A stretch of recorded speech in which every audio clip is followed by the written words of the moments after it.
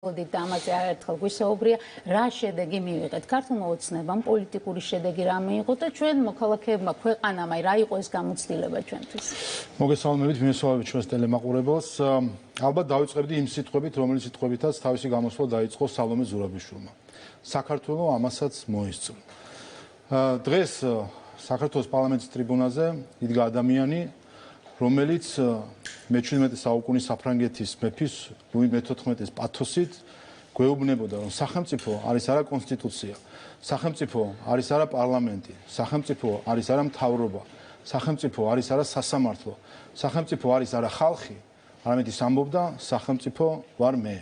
შესაბამისად კონსტიტუციურია ის, რასაც ვიტყვი მე, რომ არის კონსტიტუციური, კანონიერია ის, რასაც მე ვიტყვი არის კანონიერი და სწორია ის, რასაც მე ვიტყვი არის სწორი. აი ეს პათოსი იყო დღეს სრულად წარმოდგენილი ქალბატონის სალომეს მხრიდან, რაც არის არათუ უპატივცემულობა ქართული კონსტიტუციის და ქართული ხალხის. ეს არის საერთოდ დემოკრატიული სახელმწიფოს იდეის უპატივცემულობა, რასაც ჩვენ ხედავდით დღეს და რასაც ხედავთ ბოლო პერიოდია.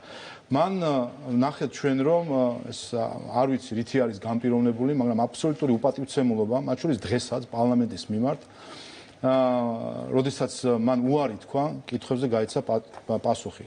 ეს კითხვები, დეპუტატების კითხვები კი არ არის. იმ პარლამენტში შედან ქართული ხალხის მიერ არჩეული ადამიანები, ქართული ხალხის წარმომადგენლები. ეს კითხვები პარლამენტის ცნობათა დარბაზში ისმება ქართული ხალხის სახელით და პასუხები ეცემა ქართული ხალხის მიერ დასმულ კითხვებს. და დღეს საქართველოს პრეზიდენტმა უარი განაცხადა რომ ქართული ხალხის კითხვებზე გაიცა პასუხი. მაგრამ პრეზიდენტსაც ჰქონდა თქვენ მიმართ კითხვები, გულისხმობ დეპუტატებს, როგორ ჩახედავთ შვილებს და შვილიშვილებს თვალებში, კითხა მან, როდესაც საკუთარ კეთილდღეობაში გაცვალეთ ევროპული მომავალი. საბოლოო ჯამში პრეზიდენტმა ოცნება დაადანაშაულა იმაში, რომ ყველაფერს აკეთებს კანდიდატის სტატუსის არ მისაღებად. ეს პათოსი ჰქონდათ ოპოზიციონერ წარმომადგენლებს, ეს პათოსი ჰქონდათ პრეზიდენტს. რა არის თქვენი პასუხი? რაც შეეხება კანდიდატის სტატუსს და ვითომც მის მცდელობას რომ რაიმენარად მოიმხროს რაც შეიძლება მეტი ადამიანი ევროპაში ჩვენ ხარდასაჭერად და კითხვა იყო მათ შორის დასმული რომელსაც მან არ უპასუხა რაზე უსაუბრება ის ევროპელ ლიდერებს დღეს მოვისმინეთ ის რაზეც საუბრობს ევროპელ ლიდერებთან ჩვენ რა გონია რომ აქ რომ საუბრობს ეს პარლამენტის კედლებს არ ცდება ევროპელ ლიდერებთან არ ჩადის დღეს რაც მან ისაუბრა რაც მან აკადრა დღეს საკონსტიტუციო სასამართლოს კონკრეტულ მოსამართლეებს როდესაც პიროვნულად მის ოჯახის წევრებს შეეხო აბსოლუტურად ამ დღეებში რასაც ვისმენდით რომ პირდაპირ შეურაცხყოფას აყენებდა ჩვენ საკონსტიტუციო სასამართლოს ეს არ მიდის, ეს არ არის ის საუბარი, რომელთა ის აქედან ამით არ ელაპარაკება ევროპელ ლიდერებს. რა თქმა უნდა, დღეს ის პარლამენტის ტრიბუნიდან ელაპარაკებოდა ზუსტადაც იმ ევროპელ ლიდერებს და ზუსტად ეს არის, როგორც ის ესაუბრება ევროპელ ლიდერებს. საერთო ჯამში ჩვენ რაც მივიღეთ ამ ორი დღის განმავლობაში, მას შემდეგ რაც სასამართლოს დასკვნა გამოვიდა, არის ორი რამ. პირველი ეს არის სამართლებრივი ვერდიქტი, რომელიც დაიდო 16 ოქტომბერს და რომელსაც თქვა, რომ სალომე ზურაბიშვილი უზურპირებას ახდენდა ხელისუფლების, ანუ მთავრობის კომპეტენციის მითვისებას ახდენდა და ცდილობდა მითვისებას სალომე ზურაბიშვილი და ეს დადასტურდა სასამართლოს მიერ და მეორე დღეს პარლამენტმა მიიღო პოლიტიკური ვერდიქტი, მართალია ტექნიკურად საკმარისი ხმები არ არის, ვინაიდან ამ შემთხვევაში სხვა თანამდებობებისგან განსხვავებით დადგენილი არის 100 დეპუტატის ხმის საჭიროება, მაგრამ დღეს საპარლამენტო უმრავლესობამ, რომელიც არის ჩვენი ქვეყნის ამორჩევლების უმრავლესობის წარმომადგენელი და შესაბამისად ჩვენი ქვეყნის ამორჩევლების უმრავლესობამ პოლიტიკური ვერდიქტი გამოუტანა სალომე ზურაბიშვილს და ჩვენ რაც ვნახეთ დღეს სამწუხაროდ, სწორედ ეს არის, რომ სალომე ზურაბიშვილმა 1,200,000 ამორჩევლის მანდატი, რომელიც მას ჰქონდა არჩევნების შემდეგ, გაცვალა რამდენიმე ნაციონალის მანდატი. მაგრამ თავარი ბრალდება, რასაც ვისმენდით მისი მხრიდან, ეს არის, რომ ეს იმპიჩმენტის პროცესი არის ანტიევროპული, რომ ეს აზარალებს ზოგადად პროცესს. მან ქართული ოცნების ლიდერები პარლამენტის ტრიბუნიდან დაადანაშაულა, რომ თქვენი განცხადებები პირდაპირ ერთ-ერთ შეემთხვევა ოკუპანტი ქვეყნის წარმომადგენელთა პოზიციას. ეს კიდევ ერთხელ ადასტურებს იმას, თუ რასთან გვაქვს ხოლმე ან რამდენად იცვლება მათ შორის რიტორიკულად ადამიანი, როდესაც ის ნაციონალური მოძრაობის კალაპოტში ექცევა. და ეს სხვათა შორის თუ დავაკვირდებით ამ ფერიცვალებას ხოლმე ზოგიერთ ადამიანში, რომელიც შეიცვლის თავის შეხედულებებს და აღმოჩნდება ნაციონალური მოძრაობის ბანაკში, პირდაპირ ეტყობათ ეს რიტორიკაში. ერთი ყველაზე განმასხვავებელი და დამახასიათებელი ნიშანი ნაციონალური მოძრაობის ეს არის ოჯახის წევრებზე შეტევა და დღეს ჩვენ მოვისმინეთ სალომე ზურაბიშვილისგან პირდაპირ შვილებზე შეტევა, პოლიტიკოსების თუ მოსამართლის შვილებზე შეტევა, რაც არის ნიშა, ის ნიშა, რომელთაც გამოირჩევა ნაციონალური მოძრაობა, ეს არის მათი ნიშა და პირდაპირ ეს რაღაცნაირად არის ავტომატიზმიც ამაში, თუ გინდა რომ იყო ამ კალაპოტში, ავტომატურად ხარ სწორედ იმ სტილის და მათ შორის იმ ღირებულებების მატარებელი და ამ შემთხვევაში ეს არის ხო მთელი ასე ვთქვათ გარკვეული გასაკვირი არის იმაში, რომ თავად სალომე ზურაბიშვილი, რომელიც თავად იყო მის შვილებზე თავდასხმის მოწმე, მსხვერპლი, ასე ვთქვათ, როდესაც მის შვილებზე მიდიოდა თავდასხმა, დღეს მან აი ის რისი მსხვერპლიც ის თავად იყო, შემოატრიალა და სხვის შვილებს დაესხა თავს. აი ეს არის მე მგონი ის მომენტი, როდესაც ჩანს როგორ არის უკუსლა ადამიანური ღირებულებების. პრეზიდენტმა შეინარჩუნა თანამდებობა, ის ერთი წელი კიდევ იქნება პრეზიდენტი, თქვენ ამბობთ, რომ ის ნაცმოძრაობის პრეზიდენტია, დაკარგა ლეგიტიმაცია, მაგრამ ის განაგრძობს თავისი უფლებამოსილების შესრულებას, მათ შორის სავარაუდოდ კონსტიტუციის დარღვევასაც გააგრძელებს, არ ვიცით ზუსტად, როგორ წარმოგიდგენიათ თანამშრომლობა მასთან. ხო, ნუ კიდევ ერთხელ პრეზიდენტმა თავისი არჩევანი გააკეთა, მან 1,200,000 ამომრჩევლის ლეგიტიმაცია გაცვალა რამდენიმე ნაციონალის ლეგიტიმაციაში და ამ ლეგიტიმაციით გააგრძელებს ის ამის შემდეგ თავის პოზიციაზე ყოფნას. რაც შეეხება მის შემდგომ ნაბიჯებს და ეს კითხვები მეც პირადად ამას ღიად ვსვავდი ეს დღეები და ყოველთვის ვამბობდი კიდევაც მანამ სანამ გამოვიდოდა დასკვნა სასამართლოში, რომ საინტერესო იქნებოდა გამომდინარე იქიდან, რომ გარანტირებული ქონდა მას პოლიტიკური დაცვა ნაციონალური მოძრაობის მხრიდან და კენჭისყრის დროს და ეს დაცვა და პროტექცია მან დღეს მიიღო ნაციონალური მოძრაობისგან, რომ მას შეუნარჩუნეს ეს პოზიცია, მაგრამ და აქედან გამომდინარე თავიდანვე ჩვენთვის და ჩემთვისაც იყო მთავარი საკითხი, რას აპირებდა ის მას შემდეგ, რაც ეს დასკვნა იქნებოდა, აპირებს ის ეხლა მაინც აღიაროს კონსტიტუციის დარღვევა და სასამართლოს გადაწყვეტილება, თუ აპირებს ის რომ დაარღვევს ეს გადაწყვეტილება. ვინაიდან ეს არის ყველაზე მძიმე პრეცედენტი. რაც კი შეიძლება მან ახლა დაუშვას და თუ კი მას შერჩა კიდე ვინმე მრჩეველი, რომელიც შეუძლია კეთილი რჩევა მას მისცეს, პირველი და აუცილებელი რჩევა რაც მას უნდა მისცენ არის, რომ ის დაემორჩილოს საკონსტიტუციო სასამართლოს მიერ მოცემულ განმარტებას ამ ვიზიტებთან დაკავშირებით. ვინაიდან სხვა შემთხვევაში ის გახსნის პანდორას ყუთს.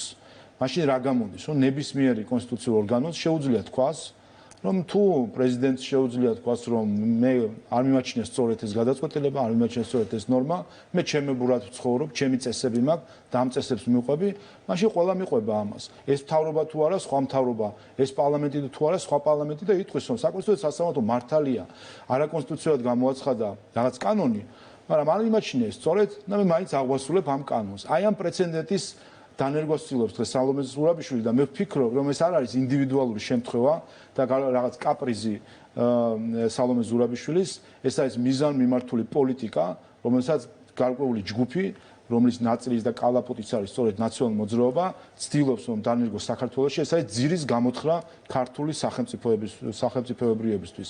სინამდვილეში დღეს რაც გაფორმდა ანტიქართული კოალიცია. ანტიქართული კოალიცია, რომელიც ცდილობს დაანგრიოს ყველა სახელმწიფო ინსტიტუტი. დღეს ირაკლი კობახიძემ თქვა თავის გამოსვლაში, პრეზიდენტი, რომელსაც უნდა ქონდეს პრეტენზია და მას შორის კონსტიტუციის არსიც და სულისკვეთებაც ეს არის, რომ უნდა იყოს ერთიანობის გარკვეული სიმბოლო, დაპირისპირებული, არა თორე დაპირისპირებული, ეს სალომე ზურაბიშვილი ძირს უთხრის მთავრობას, იმით რომ ცდილობს უზურპირება მოახდინოს მისი უფლებამოსილების.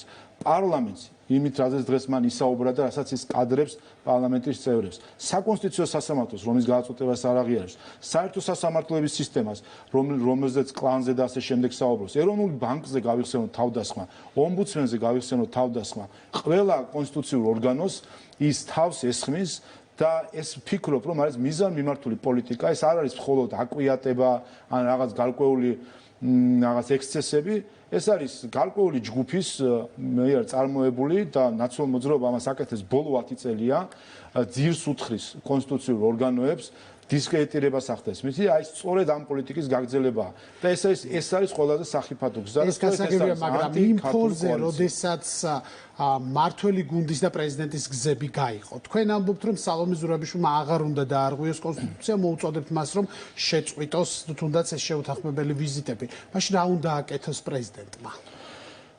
პრეზიდენტს სინამდვილეში მთავარი რაც უნდა ჰქონდეს, ეს არის მორალური ავტორიტეტი, რომელიმაც აბსოლუტურად გაფანტა და დღეს საბოლოოდ დაკარგა საკუთარი ამორჩევლისვე თვალში. როდესაც მორალური ავტორიტეტი არ აქვს პრეზიდენტს, რა თქმა უნდა, მისი სხვა შესაძლო უფლებამოსილებების კი უკვე შეზღუდულია. ვინაიდან ამაზე დგას საერთო ჯამში ჩვენ თუ შევხედავთ საპრეზიდენტო პრეზიდენტებს საპარლამენტო რესპუბლიკაში, თუ ავიღებთ თუნდაც გერმანიას, თუ ავიღებთ იქ სადაც არის მონარქია და ისეთი მხრივ არის რესპუბლიკა, თუ კი შევხედავთ მორალურ ავტორიტეტზე დგას ეს ყოველთვის და სამწუხაროდ სალომე ზურაბიშვილმა სწორედ ეს მორალური ავტორიტეტი გაფანტა. და რაც შეეხება მის შემდეგ ქცევებს, ჩვენ აქამდე მას რამდენიმე ვიზიტი რაც განახორციელა მან თანხმობის გარეშე, იქ გასაგებია თუ ის კიდე შეეცდება, კიდე ერთხელ ურჩევ მას და ყველა მის მრჩეველს, მათ შორის უცხოელ მრჩეველებსაც ურჩევ, რომ მას ურჩიონ, დაემორჩილოს საკონსტიტუციო სასამართლოს გადაწყვეტილებას. მაგრამ თუ არ დაემორჩილა, რა ხდება? რა თქმა უნდა, ამ შემთხვევაში ერთი არის, რომ ის რა თქმა უნდა უხერხემლო მდგომარეობაში ჩააგდებს ნებისმიერ უცხოელ აქტორს, რომელთანაც ის შეეცდება, რომ შეეთანხმოს ვიზიტი. აქამდე თუ შეეძლო თქვა იტყოდნენ, რა თქმა უნდა, ჩვენი პარტნიორები იტყოდნენ, რომ გასაგებია მიდის თქვენთან რაღაც დავა, ჩვენ თქვენ კონსტიტუციაში ვერ ვერკვევით, ჯერ გაერკვიეთ შიგნით, ასე თქვა, საკონსტიტუციო სასამართლომ თქვას, რასთან გვაქვს საქმე, აქვს თუ არა მას უფლება, რომ ეს ვიზიტი განახორციელოს. 16 ოქტომბრის შემდეგ ეს არის ცხადი. და რა თქმა უნდა, ჩვენ მოველითო ჩვენი პარტნიორები პატივისცემენ ამ გადაწყვეტილებას. ჩვენც საუბრობთ ურთიერთ პატივისცემაზე და დამოუკიდებელი უპირველეს ყოვლისა საუბრობთ ჩვენი სახელმწიფოს პატივისცემაზე. ჩვენი ხაჭაპური და ხინკალი რომ ვინმეს მოსწონს, ასე მოსწონდა 70 წელი საბჭოთა კავშირის წამყვან რესპუბლიკა რუსეთს, ჩვენი ხინკალი და ხაჭაპური. ამიტომ კი არ გვინდა ჩვენ ვიყოთ ნაწილი დამოუკიდებელი ქვეყნების ერთობისა. ჩვენ იმიტომ გვინდოდა დამოუკიდებლობა, რომ ქონოდა ჩვენი სახელმწიფო და კონსტიტუცია და იმიტომ გვინდა რომ ვიყოთ დამოუკიდებელი თავისუფალი ერების ნაწილი, რომ პატივისცენ ჩვენ კონსტიტუციას და ჩვენ სახელმწიფოს. და ეს არის მოლოდინი. რა თქმა უნდა, აი ესე დავაკვირდებით ყველა ასეთ შემთხვევას, რომ ჩვენი ხალხი და ჩვენი კონსტიტუცია იყოს პატივცემული სხვა სახელმწიფოების წარმომადგენლების მხრიდან. ცით ყოველთვის, როდესაც ჩვენ ვსვამდით კითხვას, ხომ არ აზიანებს ევროინტეგრაციის პროცესის იმპიჩმენტი, თქვენს და მართველი გუნდის სხვა ლიდერებიც ამბობდნენ, რომ სალომე ზურაბიშვილი თავის განცხადებებით აზიანებს ამ პროცესს, მაგალითად, როდესაც ამბობს, რომ მხოლოდ ფორმალურად სრულდება ევროკავშირის რეკომენდაციები და ასე შემდეგ. აი ახლა ეს რისკი თუ არის გაზრდილი, ახლა გაბრაზებული სალომე ზურაბიშვილი უფრო მეტ პრობლემას ხომ არ შექმნის და სხვა შორის დღეს არა, მაგრამ აი წინა მიმართვის დროს მან თქვა, რომ ახლა ქართულმა ოცნებამ გადაწყვიტოს, როგორი ზურაბიშვილი უფრო მოსწონდა მასო. აი აქ თუ არის საფრთხე გაზრდილი. არა, პირიქით, ეს სწორედაც იმპიჩმენტის იდეაც ეს იყო, რომ ეს საფრთხე შემცირებული იყო და ეს რა თქმა უნდა დასული არის თითქმის ნულამდე, იმიტომ რომ ერთი მას სამართლებრივი ლეგიტიმაცია აღარ აქვს ასეთი ვიზიტებისთვის და ეს თქვა საკონსტიტუციო სასამართლო, რომელიც ერთადერთი ორგანო არის ამ ქვეყანაში, რომელსაც შეუძლია ასეთი სამართლებრივი დასკვნის დადება, ერთადერთი ორგანო არის ეს.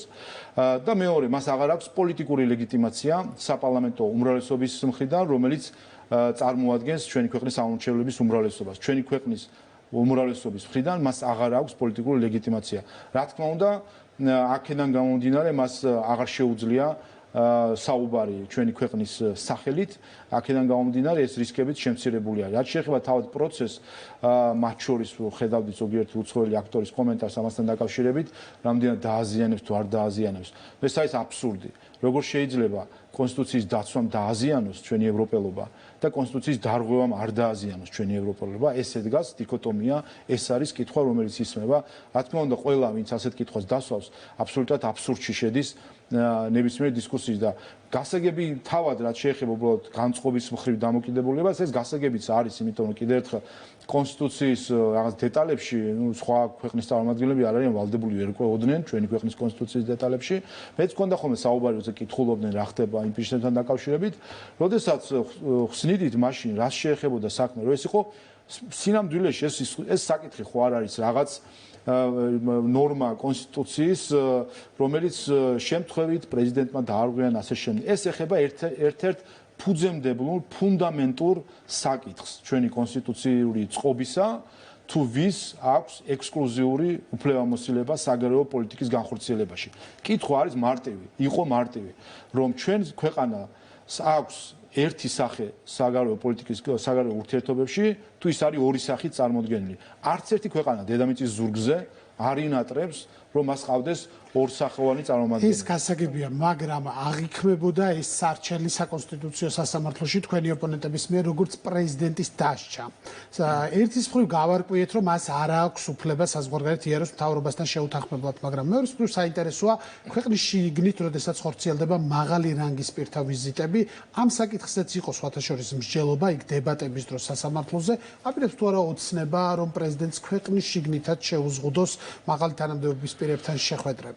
თავად ამაზე მსჯელობა საკონსტიტუციო სასამართლოში გაიმართა, რა თქმა უნდა და თავისთავად წარმომადგენლობა ეს არ გულისხმობს გეოგრაფიულად სხვაგან წარმოდგენას, ეს გულისხმობს სხვა ქვეყნის წარმომადგენელთან ქვეყნის წარმოდგენას, რომელიც შეიძლება სხვადასხვა ადგილას და მათ შორის ქვეყნის შიგნითაც ხორციელდებოდეს და თავისთავად ამას სჭირდება თავისი მოწესრიგება.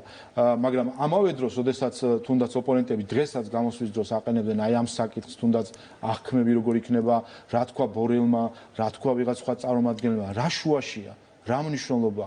ჩვენ ვსაუბრობთ ჩვენ კონსტიტუციაზე. აი ეს არის ყველაზე საკვირველი, რომელიც ჩვენს რადიკალურ ჯგუფებს ახასიათებთ, რომ საერთო ჯამში ჩემი დაკვირვებით მათ ევროპელობა და ქართველობა შეუთავსებელი გონიათ.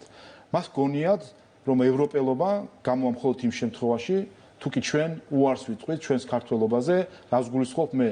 ჩვენ უარს ვიტყვით. ოპონენტების შეფასება გასაგებია, მაგრამ მე მაინტერესებს მიიღება თუ არა რამე რეგულაცია. მაგაზეც გეტყვით, უბრალოდ ეს აზრისო დავასრულო, რატომ აქვს ეს დამოკიდებულება, რომ რა თქვა იმან, რა თქვა ელჩმა, რა თქვა ევროპარლამენტარმა ჩვენს კონსტიტუციაზე. დღეს იმასაც მოესწარით, საქართველოს ამასაც მოესწრო, კვლავ გავიმეორებ სალომე ზურაბიშვილის სიტყვას, რომ რამდენიმე ევროპარლამენტარმა დღეს ჩვენ განგვიმარტა ქართული კონსტიტუცია და გვითხრა ვინ დაარღვია და ვინ არ დაარღვია. აი ამ დონეზეც მივედით და ქვეყნის შიგნით ამ ევროპარლამენტარებს ყავს მიმდევრები, რომლებიც უჯერებენ მათ და მათთვის ავტორიტეტი არის რომელიღაც ევროპარლამენტარი, რომელიც განმარტავს ქართულ კონსტიტუციას.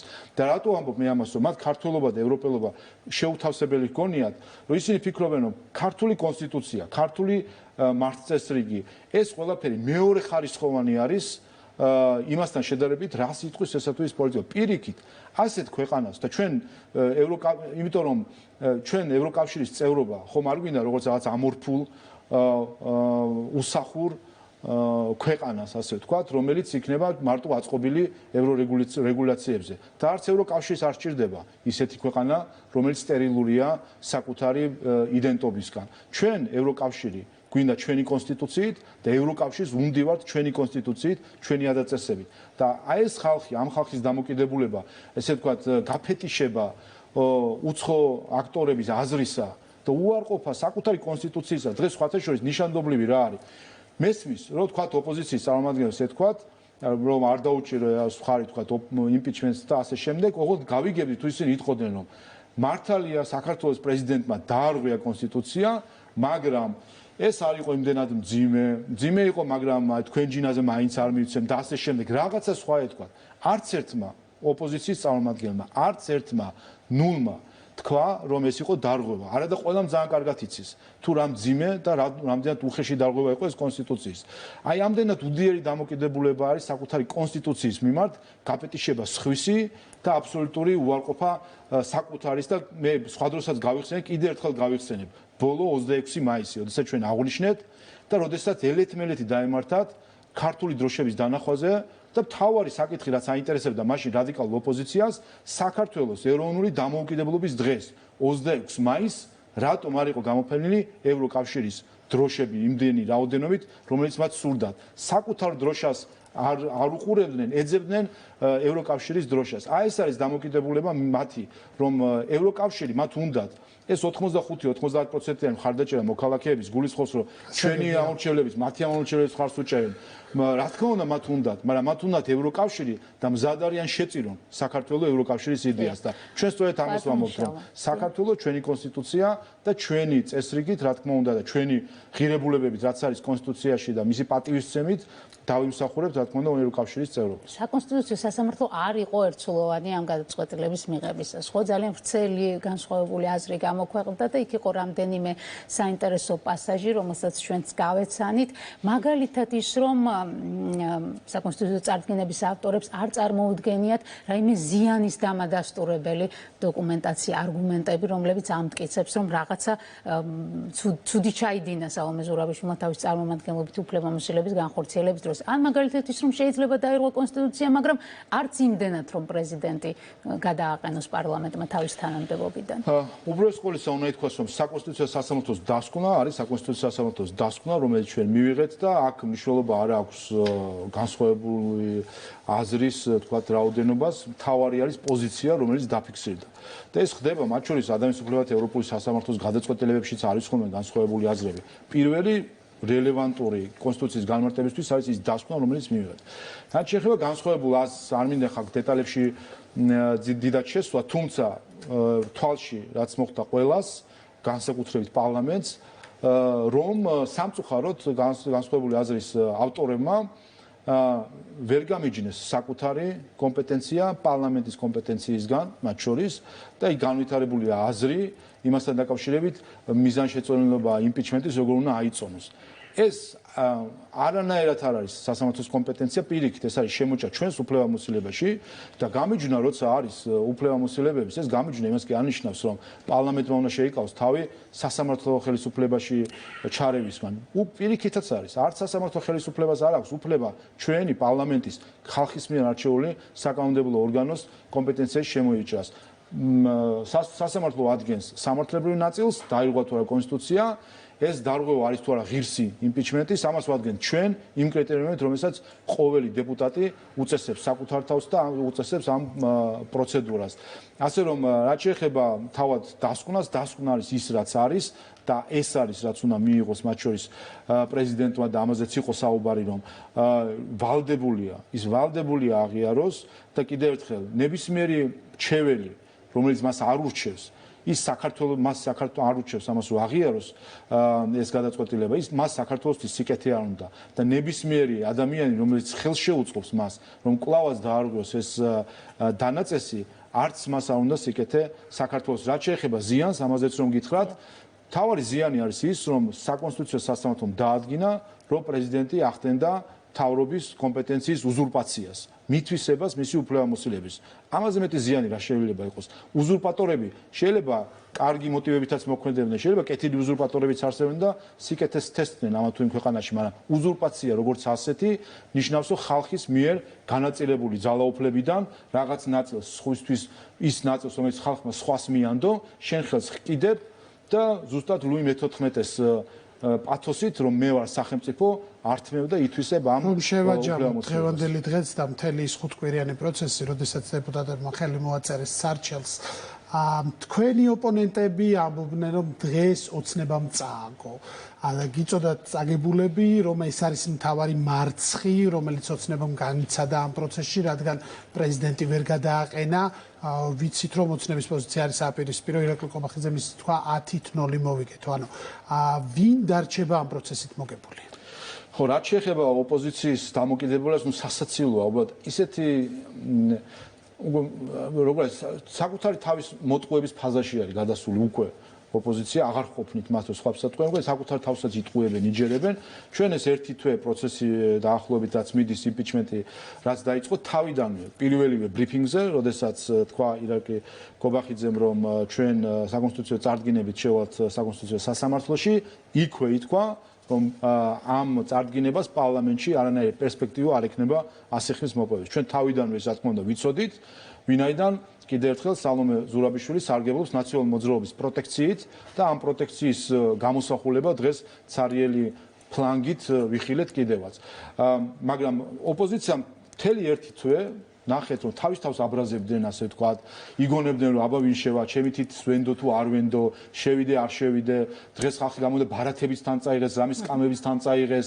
აი თავის თავს აბრაზებენ, თავის თავს ატყუებენ, რაღაცას იჯერებენ და მე უხარიათ გამარჯვება საკუთრივზე გამარჯვება უხარიათ.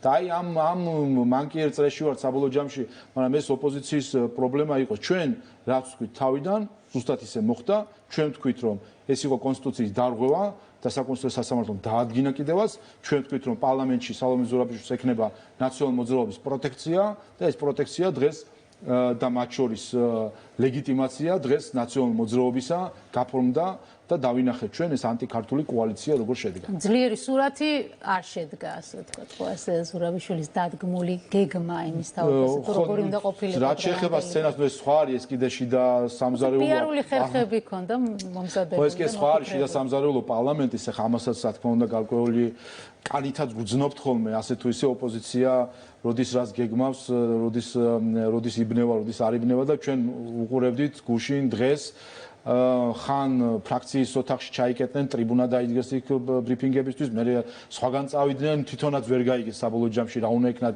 ზოგი შემოვიდა, ზოგი გავიდა, უსისტემო არის ხა თავისთავად ოპოზიცია, თავარი მათ რაც დღეს ქონდათ ერთად თავარი რაც იყო ეს იყო კიდევ ერთხელ პროტექცია, სალომე ზურაბიშვილი მოხდა ნაციონალური მოძრაობის პროტექციის ქვეშ, ნაციონალური მოძრაობის ლეგიტიმაციის ქვეშ და დღეს გაფორმდა სურათი ეს ანტიქართული კოალიცია. მადლობა ინტერვიუსთვის. პარლამენტის თავმჯდომარე შალვა პაპუაშვილი იყო ჩვენი სტუმარი. ჩვენ ვაგრძელებთ ეთერს, ახლა კი უნდა მოგითხროთ ისრაელში მიმდინარე პროცესების შესახებ, გუშინ ღაზაში საავადმყოფოს დაბომბამ ვითარდება